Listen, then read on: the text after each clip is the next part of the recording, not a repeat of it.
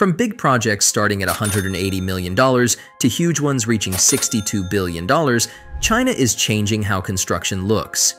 They're focusing a lot on important things like highways, dams, and bridges. This is not just about building impressive infrastructure, it's a deliberate plan to grow the economy and be a powerful global force. These projects help connect places better, improve transportation, and support cities growing fast. On a global level, this has a big impact, creating better trade routes and opening up economic opportunities that go way beyond China. Today, let's take a closer look at some of China's amazing mega projects totaling $64 billion to see how well they handle such massive infrastructure. Number 4. The Bayang Bridge. This bridge in China is super highest and holds the record for being the highest bridge in the whole world. It goes over the Bayang Grand Valley, and if you look down from it, it's a 565 meters to the ground. That's way higher than the Golden Gate Bridge in San Francisco, which is only about 67 meters tall. To give you an idea of its cost, it's around $140 million, and how high the Bayang Bridge is, you could fit the entire One World Trade Center from New York underneath it. Imagine that. The bridge connects two provinces in China, Shuanwei in Yunnan and Shuicheng in Guizhou. Before this bridge, people had to endure a 4-hour journey between these places. Now, thanks to the bridge, they can get there in less than 1 hour. That's super convenient. Not only is the Bayang Bridge useful, but it also gives you amazing views. When you're up there, sometimes you're so high that clouds and mist are all around you. It's like driving through this Guizhou province where the bridge has lots of mountains. That's why they need big bridges like the Bayang Bridge to connect everything. Interestingly, 3 out of the 5 highest bridges in the world are in this province, and all 5 are in China. They sure know how to build tall bridges. Building such a high bridge in a place with mountains had its challenges. The architects had to keep moving the bridge higher and higher to avoid caves and cracks in the mountains. It must have been tricky, but they did it. One important thing to note is that while the Bayang Bridge is the highest in the world, there's another bridge in France called the Millau Viaduct. That's the tallest. It's a bit confusing, but the tallest bridge is about the highest structure, whereas the highest bridge is about the height of the road. Both are impressive in their own ways. Number 3. Biggest radio telescope in the world. In 1994, a brilliant Chinese astronomer named Nan Rendong dreamed of building a biggest radio telescope for China, like the one in the United States called Arecibo telescope. At that time, the telescopes in China were only 25 meters big, but Nan Rendong wanted something much bigger, 20 times bigger. For 10 years, Nan Rendong and his team searched for the perfect spot in southwest China to build this giant telescope. They found a special place called Daodang Depression in Pingtang, a valley shaped like a bowl that was strong enough to hold the telescope and let water drain away. Finally, in 2016, after more than 20 years since the idea, the telescope was ready.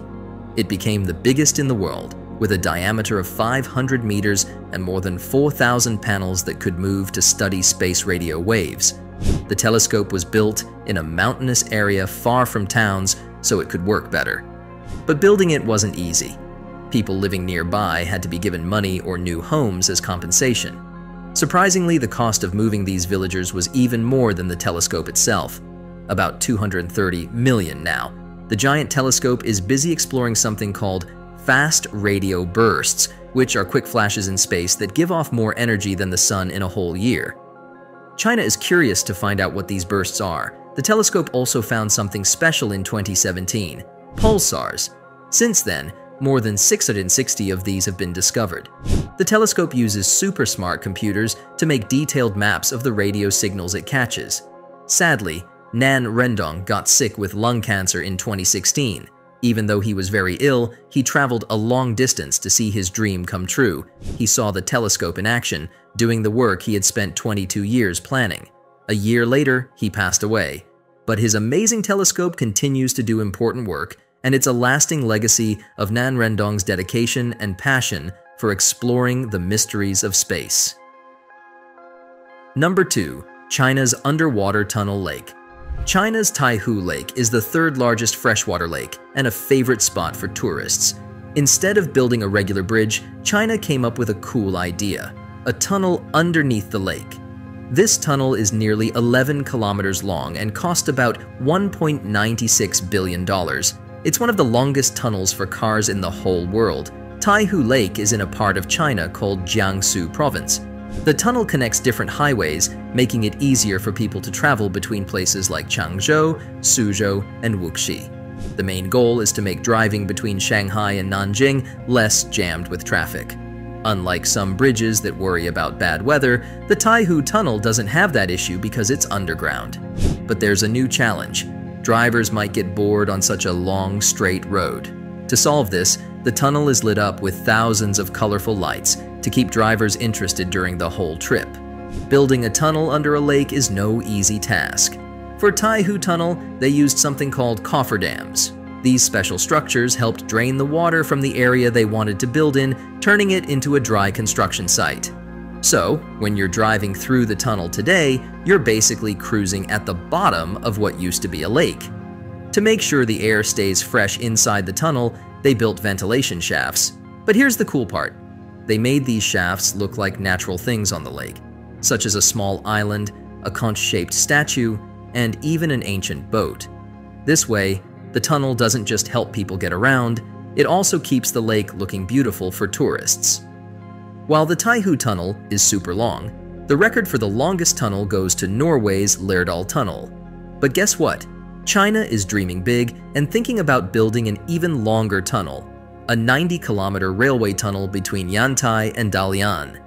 If they go through with it, it would be the longest of its kind, showing that China loves to push the limits when it comes to building incredible things underground. Number 1. Water Transfer Project. China is working on a huge project called the South-North Water Transfer Project, and it's like a gigantic water highway.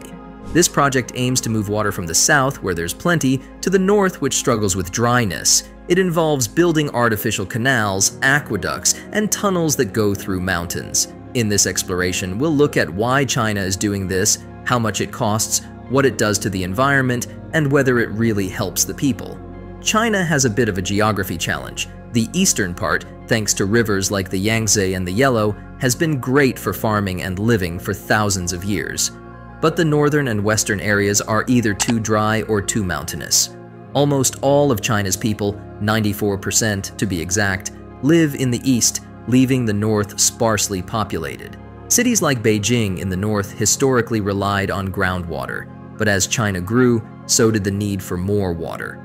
The Gobi Desert expanding nearby didn't help either. By the 1950s, it was clear that the north wouldn't have enough water for its people. So in 1952, Mao Zedong suggested a bold idea: move water from the water-rich south to the dry north. This idea took shape as the South-North Water Transfer Project in 2002. It has three main parts: the eastern, central, and western routes. The eastern route, stretching over 100 kilometers, started in 2002 and finally brought water to Tianjin in 2017, benefiting around 10 million people. The central route, finished in 2014, faced challenges like raising a dam and relocating over 300,000 people. It now plans a giant underground tunnel by 2030 to keep the water flowing. The western route, still in the planning stage, is the trickiest. It wants to connect the Yangtze and Yellow rivers through tough terrain, and they hope to finish it by 2050. While the project impresses with its engineering, it has faced criticism. Changing natural river flows led to 600 rivers disappearing. Artificial rivers got polluted with industrial waste because some cities didn't have proper waste systems along the way. Money-wise, the project cost about $62 billion USD, not counting the ongoing maintenance bill for the thousands of kilometers of canals and tunnels. Even though 2 out of 3 routes are done, not everyone agrees on its success. Some local governments feel it's a risk to their water security, while others believe it brings stability. So as this giant water highway reshapes China's landscape, questions linger. Is it really helping the people? Does the benefit outweigh the cost to the environment? And what about that tricky western route? Is it worth completing? The South-North Water Transfer Project is a massive puzzle, and China is still figuring out if the pieces fit just right. Thanks for watching. If you know of any mega projects in China or anywhere else that you'd like us to talk about, tell us in the comments below. And if you're interested in similar projects, stay tuned with us and check out our previous videos. Thanks again for watching, and we'll catch you in the next video.